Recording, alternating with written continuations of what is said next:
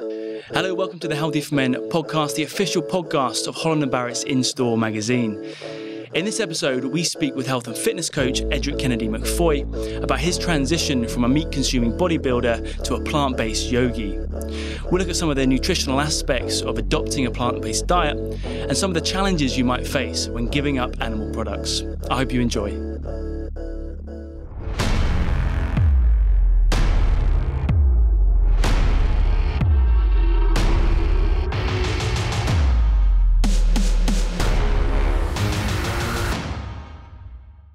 Okay, today we're talking vegan nutrition. We have with us today Edric Kennedy-Macfoy. Edric, welcome. Thank you, Tom. How are you? I'm very well, thank you. Thanks Excellent. for inviting me here today on the show. It's our pleasure. You look great. You look healthy. Thank you. How do you feel? I feel amazing. I feel energized as always because I'm powered by plants. Fantastic. Well, we will be talking everything plant-based in this conversation. Okay. To get us a little bit of an idea of who you are, can you tell us your story and what led you to be a plant-based health and fitness coach? Yeah, definitely. Well, my whole life, or my whole training life, I started training when I was 15. Mm-hmm. My cousin in the States got me into it, and it was all, a heavy meat diet, whey protein, drinking lots of milk. It was just protein. And that's what I knew.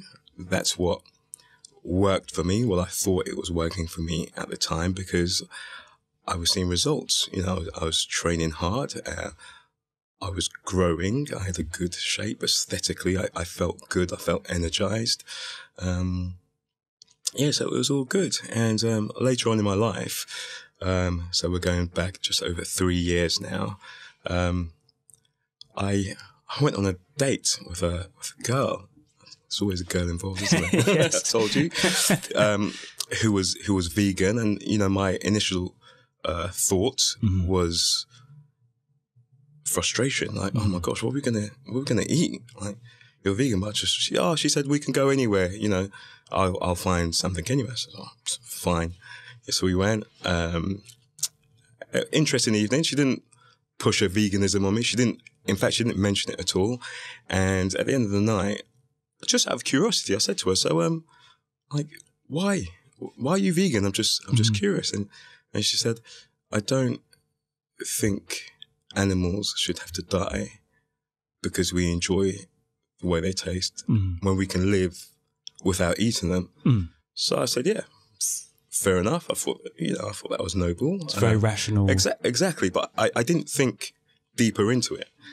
She then challenged me to watch like a couple of documentaries.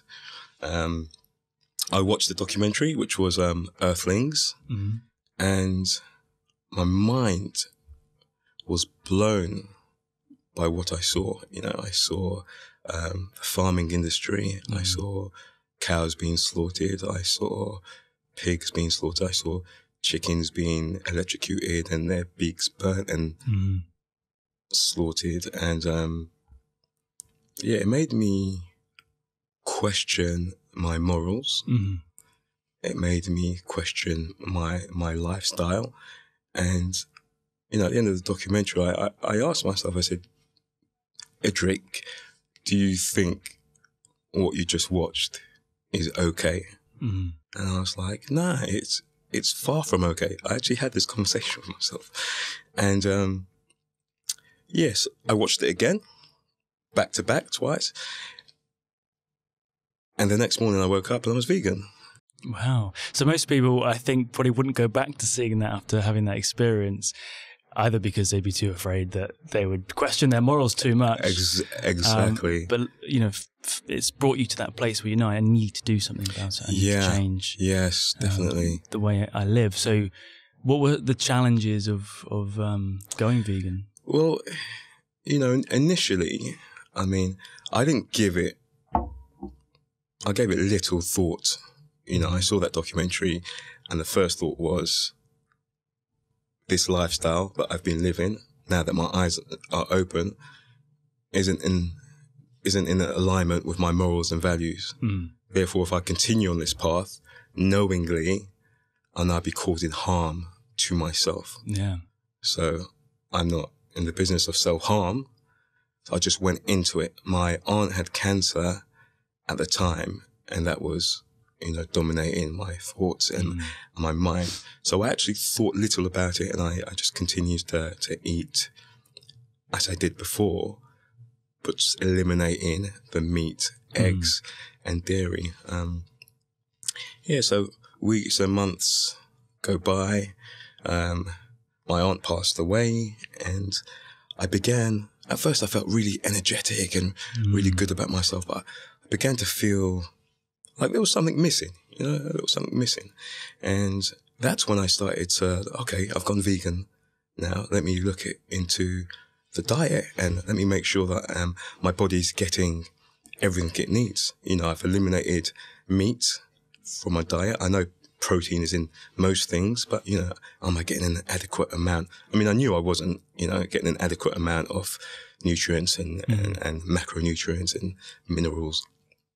So I started looking into that, and then that took me into like more research. My mum died of cancer. My aunt just died of cancer. Uncles and aunts have died of cancer. Close friends have died of cancer. I started looking into the health implications and studies, and it was just, everything I found was like profound. And I also think it's always good to look at both sides of the argument. But straight away, I just think like vegans have got nothing to gain from talking to anyone about veganism, personal gain. Whereas the industry gains from you eating meat. It's massive. Massive. $1 billion industry. In medicine, $1 billion industry. Again, from eating meat, heart disease, diabetes, cancer. There's a lot to be gained. So, so I began to, and then the environment. So you start off with just, okay, this isn't good for the animals.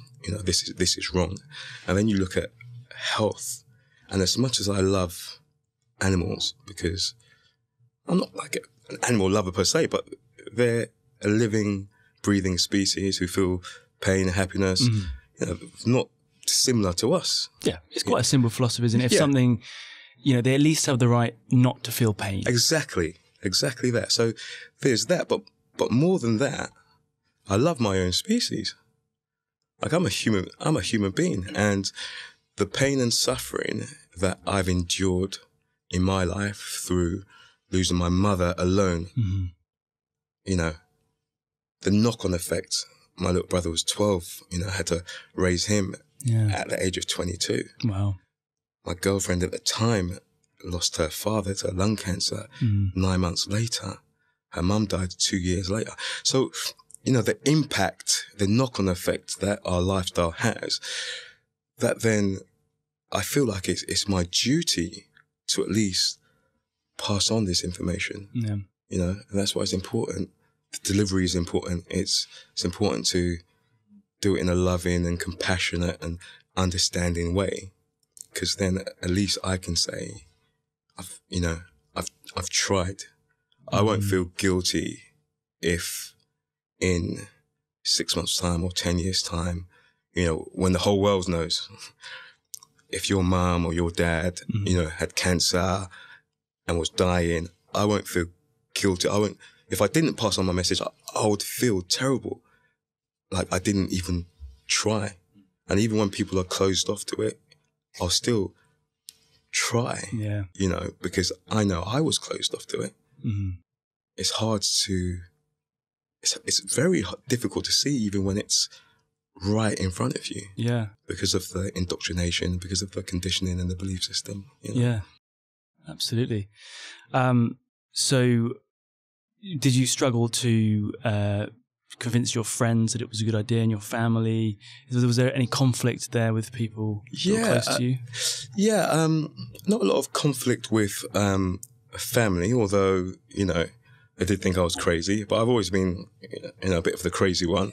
But on the flip side, everyone knows that I've always been a meathead, I love meat. Like if you gave me a plate of food with no meat on it, it's like, where's the food? Where is it? Where's the food? Like, what are you giving me here? But yeah, I've got an aunt who was a doctor her whole life. She retired recently. Like she laughed at me as a doctor. You know, she laughed at me and thought I was crazy. And it's only as I'm posting content on Instagram and things flag up, and she went and looked, you know, for herself, and she's vegan now. Wow. Yeah, and she spoke to me and she said, you know, in her, you know, profession, the medical, most of the training they received was all about medicine. Yeah, I mean, I suppose nutrition is really complicated, and it's a whole new beast to a medical practice. Exactly, you know. But once again, as I said, if you just keep things simple and look at it for exactly what it is, I think it's quite clear to see. Yeah, that food is medicine. Do you find yourself now preaching the word of veganism to other people, or what is your approach to? Because obviously you believe that it's going to change and people are going to be more aware, and I presume that you want people to definitely be plant-based. I believe in being the change that you want to see in others. You know, you can talk all you want, but people look at me. You know, people look at you. You know, if someone's preaching something to me, I look at them. The only time I put things out on social media, but when I come into contact with people, the conversation normally comes up because they've asked, you know, I won't just, I'm a vegan. did I tell you I'm vegan? You know, the conversation will come up, and it's difficult not to, though, isn't it?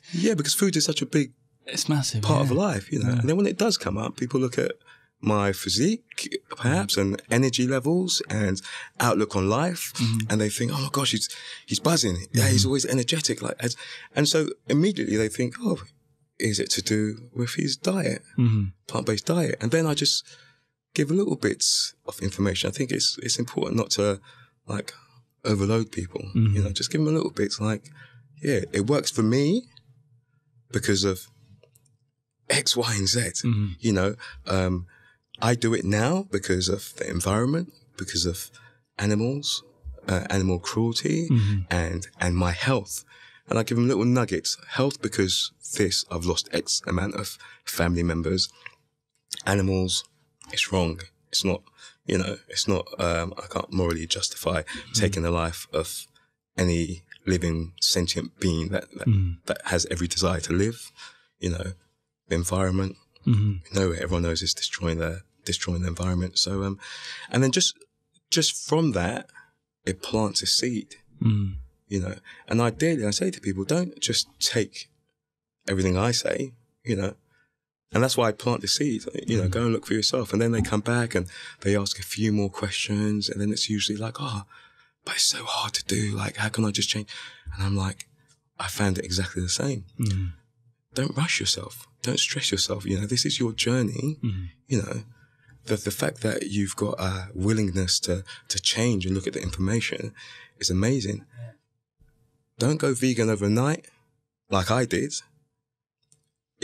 Know yourself. Like, I know that I can do this overnight. And even when it gets difficult, I know that for me not to do this will cause me more damage in the long run. But know yourself. If you know that you're going to struggle, then just have one vegan day a week, you know, and I give them a few recipes, you know, and I give them a few more nuggets. Do this, do that, up your water intake, make sure you're eating a balanced meal. You can get your protein from here. I give them just enough information that isn't overloading them. And then they do that. And then as the weeks progress, every Monday's vegan day, it starts to get exciting. They start to cook food and they haven't cooked it before. And now they want to try new recipes. And now it's 2 days a week. And now it's 3 days a week. And it starts becoming a lifestyle. Yeah, exactly. Gradually and organically. Exactly. And I think that's so important when it comes to sustaining the diet, to eat the foods that you like, you know, and just take your time. Take the pressure element out of it. Yeah. If you slip up, it's fine. Don't beat yourself up. You know, this is your journey. You're on the path to change. Like, embrace that, you know, be happy with that. I suppose it's just a series of tiny challenges Exactly. that you have to take bit by bit. And Exactly. it doesn't have to be this massive thing. So let's have a look at the nutritional aspect of it, as a health and fitness coach. Your book, which is fantastically written, and it's very engaging, very informative. It's really about not jumping into it head first and taking it bit by bit. We'll start with protein. Do you think that people are too obsessed with protein? Yeah, definitely. The protein question is one that used to come up all the time, and it still comes up now, but a lot less than it did, because I think that people are beginning to see now, But, once again, I used to think that I needed a hell of a lot of protein to, just repair my muscles. My training wasn't about getting big. That was a byproduct. I just loved training, just to repair my muscles, to help them grow. You need X amount of protein. So when veganism reared its head and came into my life, I'd stopped training for a while. And that's what I did. I was a firefighter at the time, and lots of people, like colleagues, you got those muscles eating animal products, because we'd go out and people would comment about my physique, and I'd be like, yeah, plant-based muscle. And they'll say, you got those eating animal products. So I stopped training, for a while. I took up running, which is something that I hadn't been great at, and I just found that, my energy levels and my cardiovascular fitness, that just picked up. And I was losing weight. I mean, I still looked amazing, but I was losing weight but I wouldn't put that down to lack of protein. I put that down to I wasn't training. I was going to the gym and smashing heavy weights, So I got down to a size where I was like lean, slim, probably the same size I was when I was around 19, And then I put it out there to the guys. All right, guys, this is what I'm going to do now. I'm actually the proof is in the pudding. I'm actually going to see now, can you build lean muscle and a great physique on plant-based protein, So that was quite an interesting challenge for myself, because although I believed it from everything I'd read, once again, the proof is in the pudding. So let's see how I feel when I'm lifting weight. So, I cut my protein intake right down. What was I having? I was probably having maybe a gram and a half per kilo of body weight. I just cut it right down. It was less than half of what I was having before. And week by week, my body was growing. My body was responding to the weight. I still felt great. My recovery was better. I looked better. My cardio fitness was still better. And, so for me, that was the proof right there. And I sustained that for, I think it was a good 8 weeks. So what do you think it was about taking animal products out of your diet that increased your cardiovascular abilities? I think, with like plant protein is natural. Animal protein, you're also getting like hormones. You're also getting antibiotics. You're getting a lot of, crap comes with that animal protein, and people will look at that and think, oh yeah, but it's got a complete amino acid profile. I said, yeah, but so has many plants.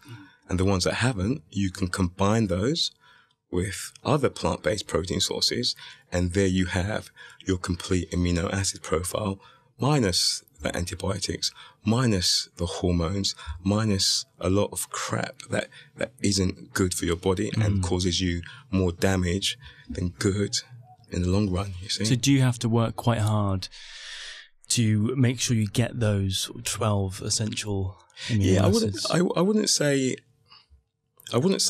you have to work hard. I'll just say your diet has to be planned. And just like anything, when it's new, it's a lot of, writing this down. Okay, I need this and this, and I put this together. Just like going shopping as a vegan at first was very difficult. It wasn't planned. I'll go into a supermarket and I'll spend like an hour or two down there, you know, walking up and down aisles, reading the back of packets, when it's like, no, plan your shop. This is what you're going to eat. These are the ingredients you need. Go into the supermarket and get those ingredients. You know, so I believe that planning is everything, and takes out a lot of the frustration that may come with, you know, with such a change, because it is a big change, isn't it? Yeah, it's a massive change for people, because as we said before, food is so, you know, entrenched in everything we do. We talk about it, we do it all day. So yeah, it becomes part of your identity. Yes, identity, tradition, culture. Yeah, you know, we bond over it, don't we? Exactly, food brings people together. Yeah, you know, so it's a big change, and you notice it because no, you asked about friends and family earlier on. Like, there are certain friends who, you know, I'd get invited to, you know, family events, close friends that I'd get invited to family events and barbecues and things like that. Some of them, I don't get those invites anymore. Wow. Yeah, I don't get those invites anymore. And it's... Why is that? Because I think it's because, once again, I won't go anywhere and bring it up and start talking about, it's killing animals and this, that. It's a party. I go to a party to enjoy myself and spend time with family and friends.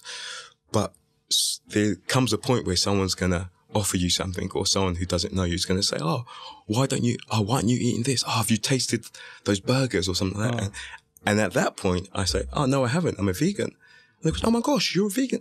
And then the conversation comes up and then you start going into it. And even still with love and compassion. But I believe it makes some people around you, you know, feel like, you know, look at him thinking he's all righteous. He's trying to say that, you know, I'm evil, I'm bad because I eat animals. People feel like they're being attacked. Exactly. By just you answering a question. Exactly that. And I believe it is, you know, it is because of, you know, the label that veganism has, you know, and then you have got many advocates of veganism who are, you know, quite harsh in their message and delivery, but everyone's going to deliver it how they deliver it, and I just believe you've got to take what's for you and leave what isn't. You know, you're quite empathic about people who do eat meat and they've just had that lifestyle, and obviously there are certain people who say no, you're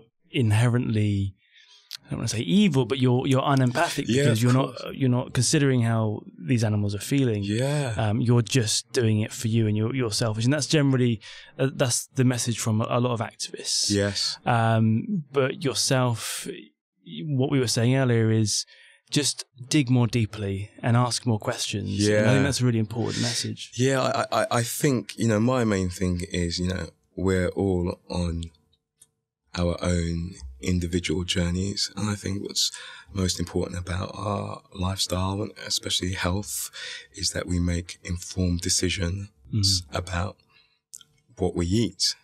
So in order to make those decisions, you know, you have to dig a little bit deeper into it. You know, you have to do a little bit of research, like know where your food is coming from, know the process that's involved in that meat or whatever it is getting onto your plate, you know.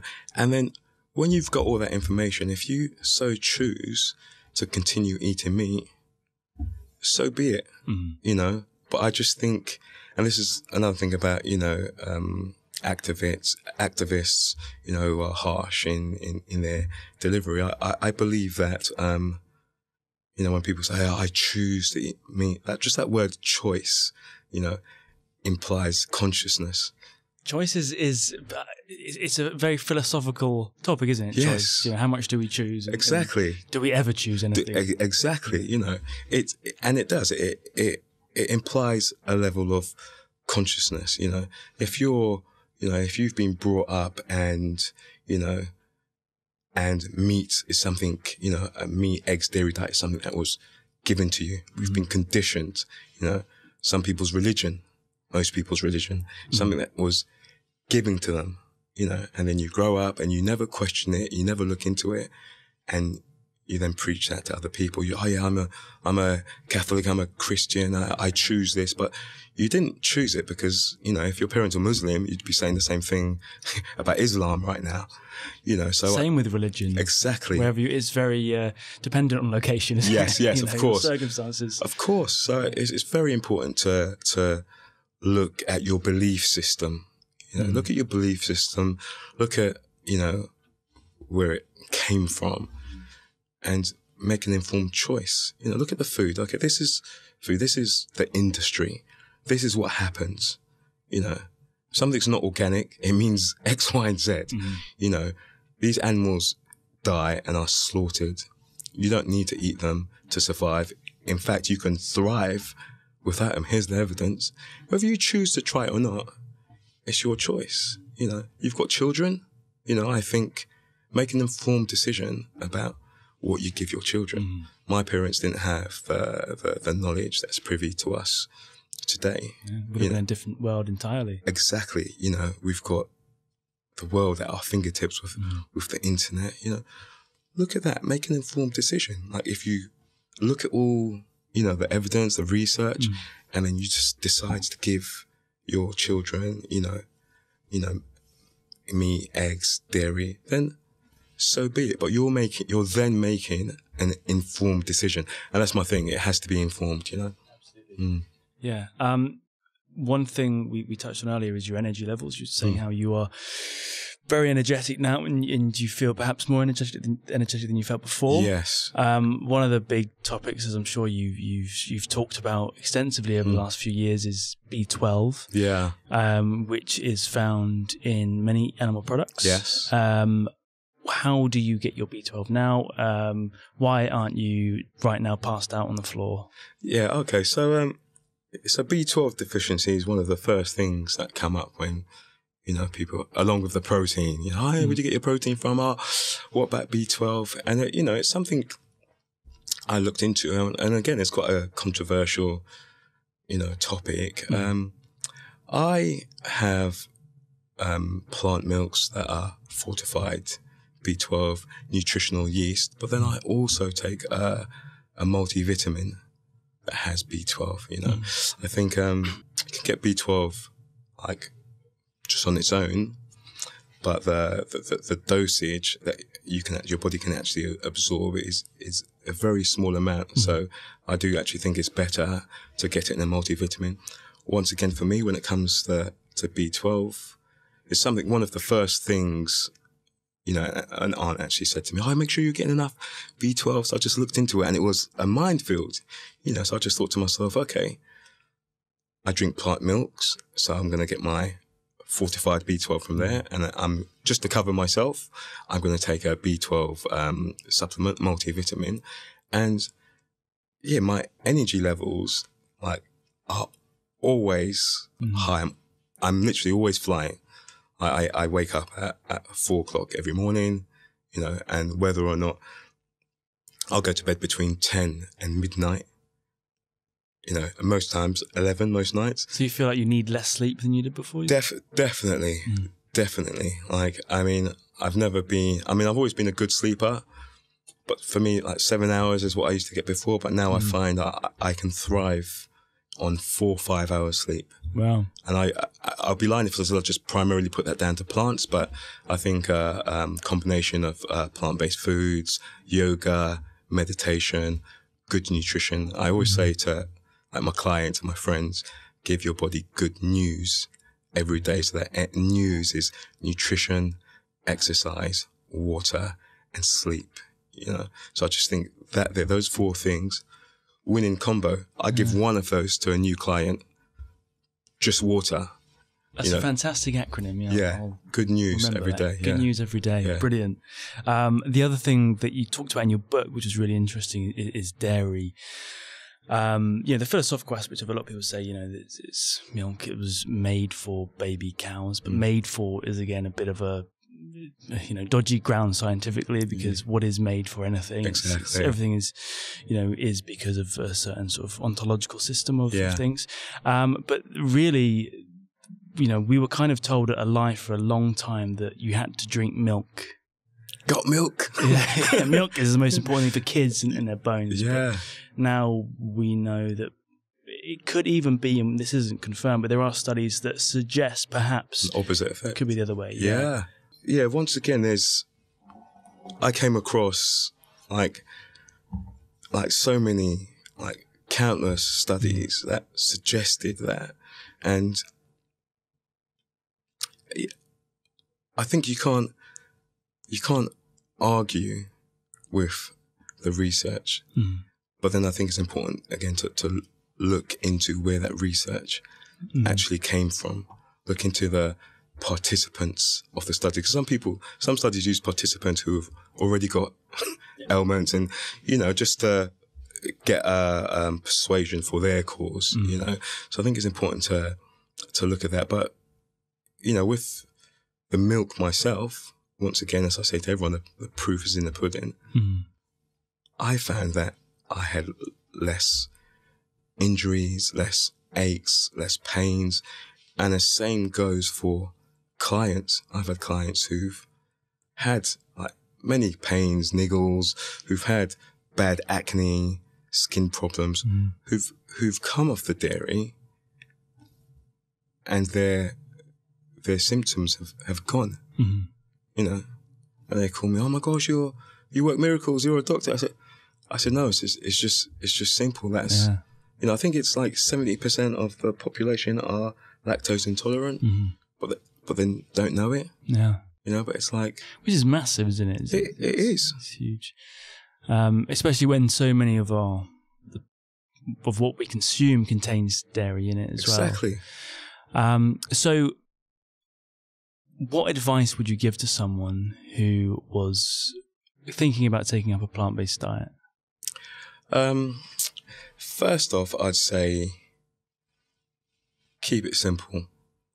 Keep it simple. Eat the colours of the rainbow.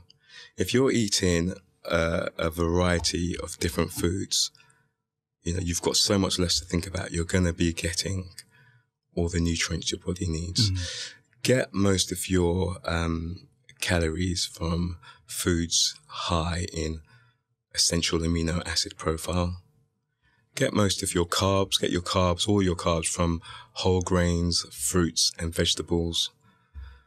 Get your fats from sources of unsaturated fats. Stay away from trans fats, and then just back to keep it simple and eat the foods you like. I think it's so important. Like so many people, they change their diet and, they get given different diet plans and I'm going to try this, I'm going to try that. And it's foods, not necessarily that they dislike, but foods that they don't particularly love. So then they're not trying to enjoy food anymore. Exactly. So I think it's so important to enjoy your food, and that's so important when it comes to sustainability. Because once again, you can, follow a diet plan for 2-3 months and then start, oh no, I'm getting bored of it. But it's all about, look at your lifestyle. Yeah. Don't just look at the food you're eating. Look at your lifestyle. Look at good news. Remind yourself of why. That's a very important factor. Why you're doing it every day. I say that to my clients. I'm running a group at the moment that I started, along the line with veganuary. It's called the Fit Vegan Challenge, Regain 60. And, there are like 5 tasks to do every day. And the first task is to journal in the morning, just for a couple of minutes, just write your affirmation, which is, I love myself enough to live a healthy lifestyle. I am an unstoppable force of nature and a magnet for miracles. And then you write, today I'm grateful for X, Y, Z. So starting your day with, gratitude and affirmation. And then the first drink you have is a warm cup of hot water and lemon, turmeric and black pepper. It's got amazing healing benefits, great antioxidant. And then you have 3 meals a day. all plant-based meals. I've given my own recipes, which are balanced. But if you like, you know, cook whatever you want to cook, but keep it in line with, you know, getting most of your, what I just said a minute ago, basically getting most of your calories from.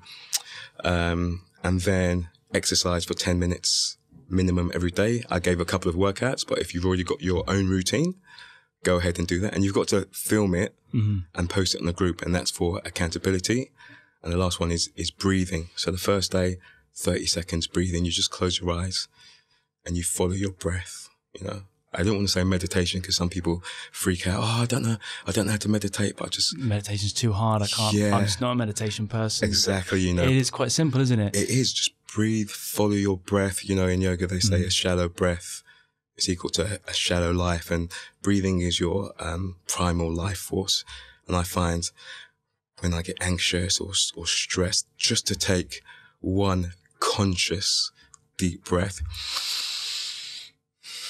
it just creates so much space and changes everything, and you get out of your head because you can't think and follow your breath at the same time. Yeah. And those endorphins happen and you reset almost. Exactly. It's amazing. Yeah. And this is really, it highlights the need to have a holistic approach, doesn't it, to health and well-being, because nutrition is so important, but it's not necessarily going to bring you to your most fulfilling state. You need everything else. You need to appreciate things. You need to have that mindfulness and that, you know, physicality as well. Definitely. Everything. Definitely an advocate of a holistic approach. I said to you earlier that, you know, my clients, which were just, you know, gym-based, resistance training, you know, like have predominantly moved on to, you know, part circuit training with weights, part yoga, you know, and finishing off with meditation. And I just think that creates that's a holistic approach, that total fitness, you know. You were saying earlier that your primary sort of fitness is yoga right now, which is incredible because you look great. You look like someone who is just pure muscle and you have this energy about you that's quite intoxicating and you know, to think that yoga, which, you know, I think we're becoming more aware that yoga it can develop strength and it's less gendered than it was, but it's still quite gendered. It's still like it's still associated with spiritualism and femininity. Yes, definitely. But which isn't obviously the case. No, I once thought that myself. In fact, the first time I tried yoga, I just thought, yoga, that's for women, isn't it? And it was years ago, and I tried it, and literally like over 7 years ago. And the reason I didn't pursue it, right, wasn't because I thought it was for women. It was because it was bloody hard. You know, it is hard. Yeah, it was a case of I'm going to stick to weights because weights is easier than doing that. You know, and it's only when I started practicing a couple of years ago that I realized what yoga actually is. You know, it's not hard. It's hard if you resist it, or it's hard if you try and do what you're not capable of. You're looking at other people and what they're doing, and you try and do that instead of focusing on yourself. Like yoga is an inwards journey. Like the word yoga derives from the Sanskrit word yuj, which means, you know, union. It's like the union of your individual self and your universal self. And it's an inwards journey. So I feel like when I was on my yoga mat, I went through like depression and PTSD like a few years back, and yoga, along with writing my first book, is what brought me out of that. You know, because it was an inward journey. I had to look into myself and really like reflect and really deal with what was going on inside, rather than, you know, being external, being extrovert and always like, high energy, like everything's okay, I'll get by, and which is often a distraction from what's actually going on inside. And a bit of a shell to hide. Exactly, and that's why I promote that in my training as well, because I've seen the benefits myself, and I want, just like plant-based nutrition, I want everyone to experience that, you know, try it. I want you to feel as great as I feel. So just try, you know, just try it. Excellent. Well, powerful stuff. Well, Edric, thank you so much for this conversation. It's been great. It's been really enlightening speaking to you and learning about the best ways to live a plant-based life and hearing your story as well. It's been fascinating. Please go and check out Edric's book, The Fit Vegan. It is fantastic. It gives you everything you need to know about plant-based nutrition, the reasons why Edric went on this journey, which is really, really fascinating. And a lot about Edric's experience as a firefighter as well, which is also amazing and really, really interesting. So thank you so much, Edric. Thank you, Tom. Thanks for having me. It's been a pleasure. My pleasure. Thank you.